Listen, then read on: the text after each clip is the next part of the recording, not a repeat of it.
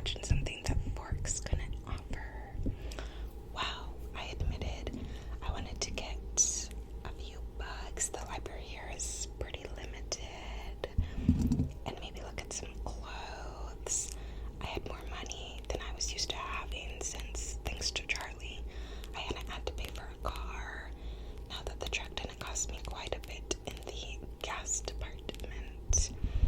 That truck probably doesn't get very good gas mileage, he said, echoing my thoughts. I know I'll stop in Montesano and Olympia and Tacoma if I have to. Are you going all by yourself? He asked, and I couldn't tell if he was suspicious I had a secret boyfriend or just worried about car trouble. Yes, Seattle is a big city. You could get lost, he fretted. Dad, Phoenix is 5 times the size of Seattle, and I can read a map. Don't worry about it.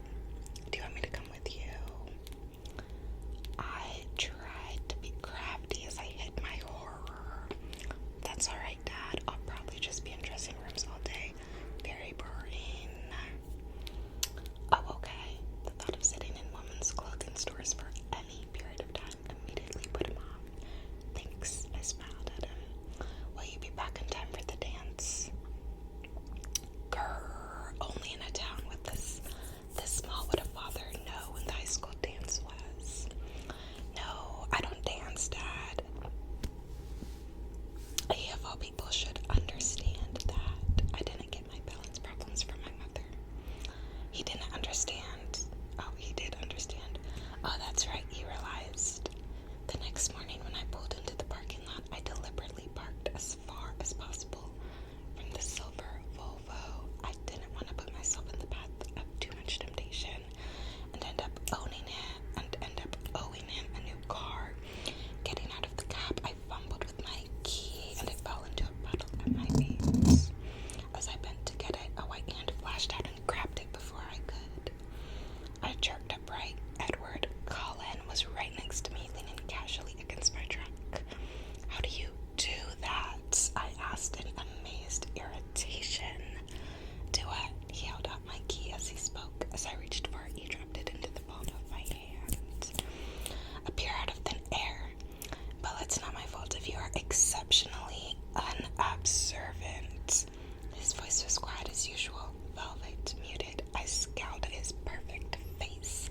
His eyes were light again, today a deep golden honey color. Then I had to look down to reassemble my now tangled thoughts. Why the traffic jam last night? I demanded.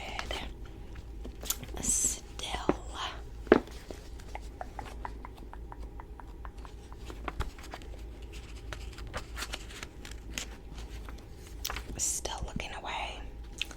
I thought you were supposed to be pretending I don't exist, not irritating me to death. That was for Tyler's sake, not mine. I had to give him his chance. He snickered. You, I gasped. I couldn't think of a bad word. It felt like the heat of my anger should physically burn him, but he only seemed more amused. And I'm not pretending you don't exist, he continued. So you are trying to irritate me to death, since Tyler's van didn't do the job. Anger flashed in his tawny eyes. His lips pressed into a hard line. All signs of humor gone. Bella, you are utterly absurd. His low voice cold. My palms tingled. I wanted so badly to hit something. I was surprised at myself. I was usually a nonviolent person. I turned my back and started to walk away. Wait, he called. I kept walking, slashing angrily through the rain. He was next to me, easily keeping pace. I'm sorry, that was rude. I ignored him. I'm not saying it isn't true, he continued, but it was rude to say it anyway. Why won't you leave me alone? I grumbled. I wanted to ask you something, but you sidetracked me, he chuckled.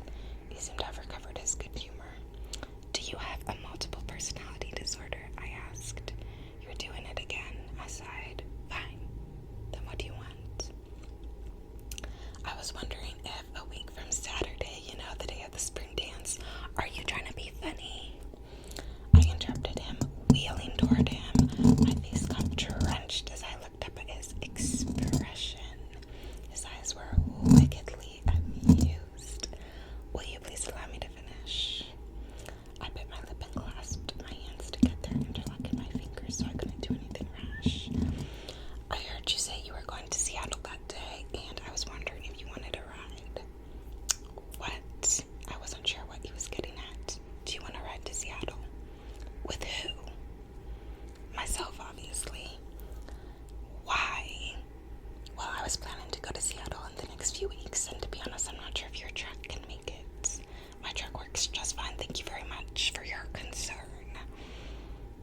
started to walk again, but I was too surprised to maintain the same level of anger.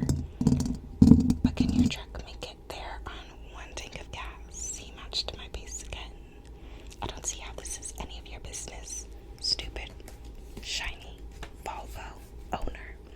The wasting of finite resources is everyone's business.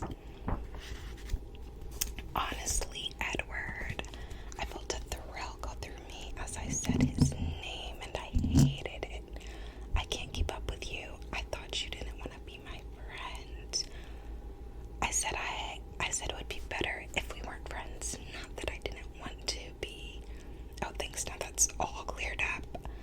Heavy sarcasm. I realized I'd stopped walking again. We were under the shelter of the cafeteria roof now, so I could more easily look at his face, which certainly didn't help my clarity of thoughts. It would be more prudent for you not to be my friend, he explained, but I'm tired of trying to stay away from you, Bella.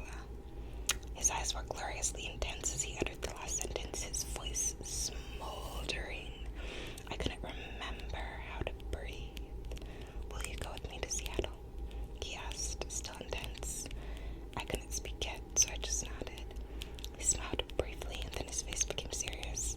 You really should stay away from me, he warned. I'll see you in class.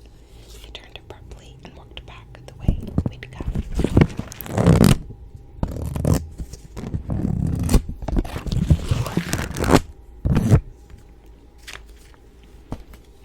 So, really enjoying the book thus far.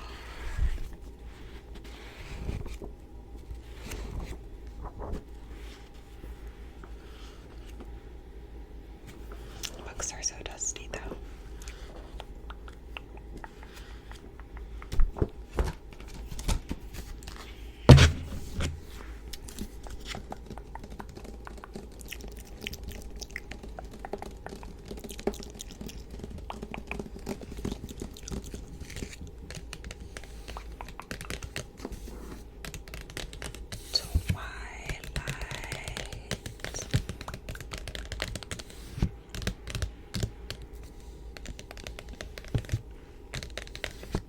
It's so cloudy. I don't think we've had even one weekend this summer that's been fully sunny. It's always been partly sunny, completely cloudy, or raining. Summer